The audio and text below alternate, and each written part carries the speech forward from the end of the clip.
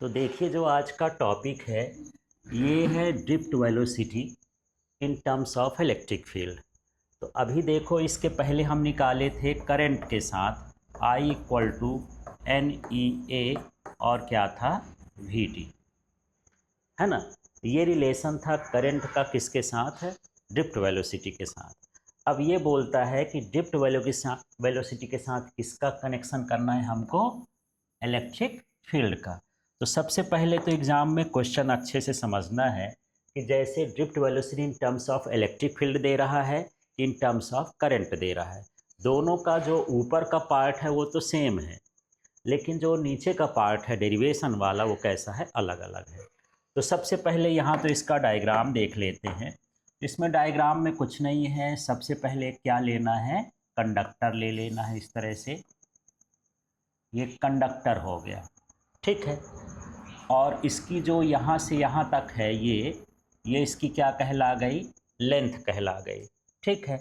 और जो यहाँ से यहाँ तक ये जो इसका थिकनेस है वो क्या कहलाया, क्रॉस सेक्शनल एरिया कहला गया। यहाँ पर हम इलेक्ट्रिक फील्ड इस डायरेक्शन में अप्लाई करते हैं। इलेक्ट्रिक फील्ड का डायरेक्शन पॉजिटिव से कहाँ की ओर होता है, निगेटिव की ओर। तो यहाँ पर देख लीजिए पॉजिटिव से इस तरह से ये जाएगा, इलेक्ट्रिक फील्ड इस डायरेक्शन में जाएगा ऐसे, ठीक है। और जो करंट का डायरेक्शन होता है ये आई होता है इस तरह से। ज़्यादा कुछ लिखना चाहें तो यहाँ से यहाँ तक का पोटेंशियल लिख सकते हैं कि ये वी है। इसमें इलेक्ट्रॉन है लिखा है, जैसे यहाँ पर इलेक्ट्रॉन है तो इलेक्ट्रॉन इधर मूव करता है, इसका कुछ मास भी होगा, इसकी कुछ डेंसिटी भी होगी। इस तरह से अंदर कुछ चीज़ें हम लिख देंगे। जब ये सारी चीज़ें लिख देंगे तो इसी का हमको वर्डिंग कर देना है, ठीक है। तो देखिए consider a conductor of length L, तो इसमें तो दिख रहा है एक कंडक्टर है जिसकी लेंथ क्या है, एल है। क्रॉस सेक्शनल एरिया ए, ये क्रॉस सेक्शनल एरिया ए हो गया। ड्रिफ्ट वेलोसिटी वी डी, ये ड्रिफ्ट वेलोसिटी वी डी हो गई, ठीक है। चार्ज ऑन इलेक्ट्रॉन, तो इलेक्ट्रॉन का चार्ज क्या होता है ई, तो ई लिखना चाहो तो ठीक है, नहीं अपने से कर दे सकते हैं। मास ऑफ इलेक्ट्रॉन ये क्या है, एम है तो एम भी लिख दिए। And applied electric field is E, और यहाँ पर इलेक्ट्रिक फील्ड क्या हो गया, ई हो गया। और इसका जो रिलैक्सेशन टाइम है वो क्या है, टाउ है।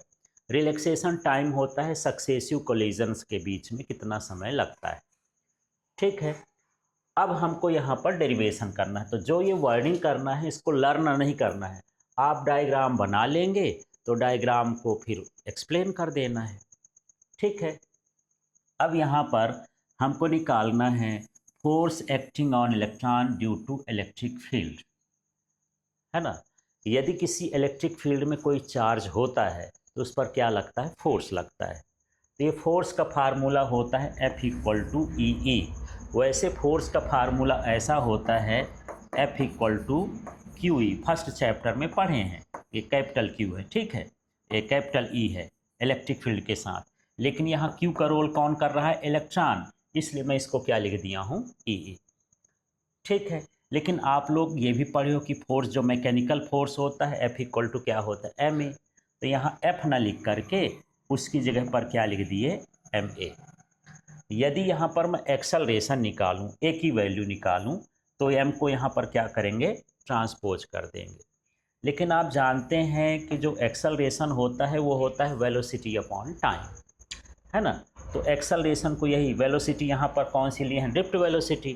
तो ये ड्रिफ्ट वेलोसिटी और टाइम को ले लिए हैं रिलैक्सेशन टाइम, है ना। तो टाइम को जनरली टी से दर्शाते हैं, पर जब एवरेज टाइम होता है तो उसको किससे दर्शाते हैं, टाउ से। तो यहाँ पर यही समझना है कि ये वेलोसिटी अपॉन टाइम है, ठीक है। तो वेलोसिटी अपॉन टाइम का मतलब ड्रिफ्ट वेलोसिटी और रिलैक्सेशन टाइम हो गया। अब यहाँ से मुझे वी डी करना है, तो वी डी इक्वल टू क्या हो जाएगा, ई ई टाउ अपॉन क्या हो गया, एम हो गया। इसका मतलब ये है कि जो ड्रिफ्ट वेलोसिटी होती है वो भी इलेक्ट्रिक फील्ड के क्या होती है, प्रोपोर्शनल होती है, डायरेक्टली प्रोपोर्शनल होती है। बस इतना आपको यहाँ पर समझना है। तो अब आपको ध्यान क्या क्या रखना है, आपको ये समझना है कि एफ इक्वल टू क्या चालू करेंगे, बोलो तो।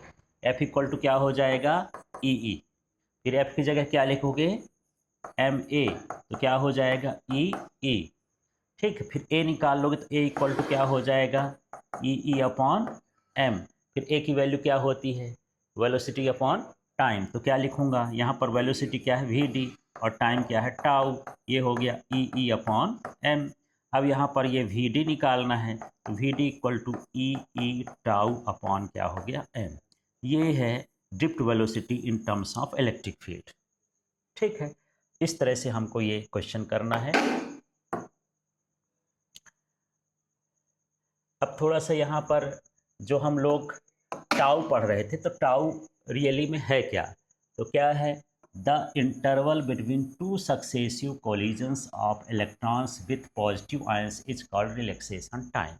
जब इलेक्ट्रॉन किसी कंडक्टर के अंदर चलता है तो पॉजिटिव आयन से कोलाइड करता है, तो जो सक्सेसिव कोलाइड करेगा पॉजिटिव आयन से, उसके बीच का जो टाइम इंटरवल है उसे हम क्या कहेंगे, है ना।